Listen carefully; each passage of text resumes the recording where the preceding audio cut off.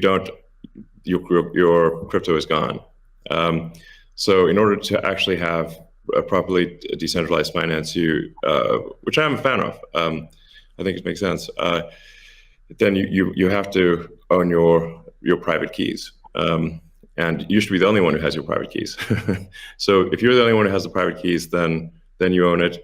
If someone else has your private keys, effectively they own it too, and the security of your crypto is then dependent upon them or any entity that can affect them.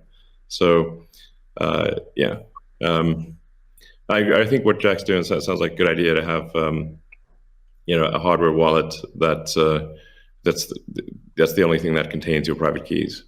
I think that's like in terms of sort of empowering the people, which I very much believe in.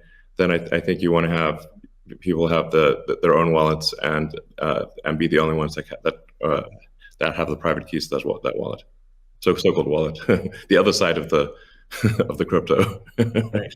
I agree, and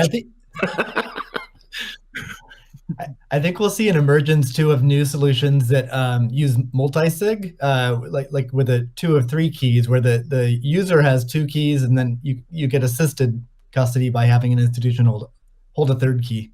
Can be a good solution as well. Yeah. Well, you can just put your private key in something that has dual access or voting access as an application on an existing network. Right.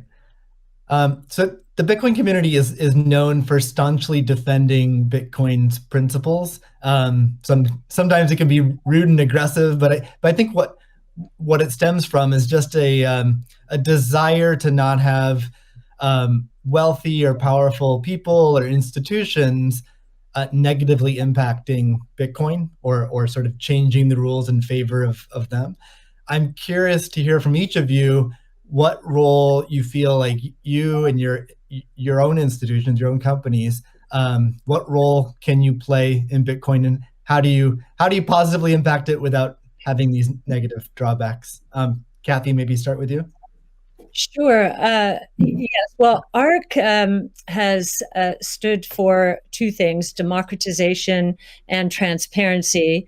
We're the closest you'll find to a venture capital fund in the public equity markets, and I kind of feel that Bitcoin, or we have Bitcoin's DNA from that point of view.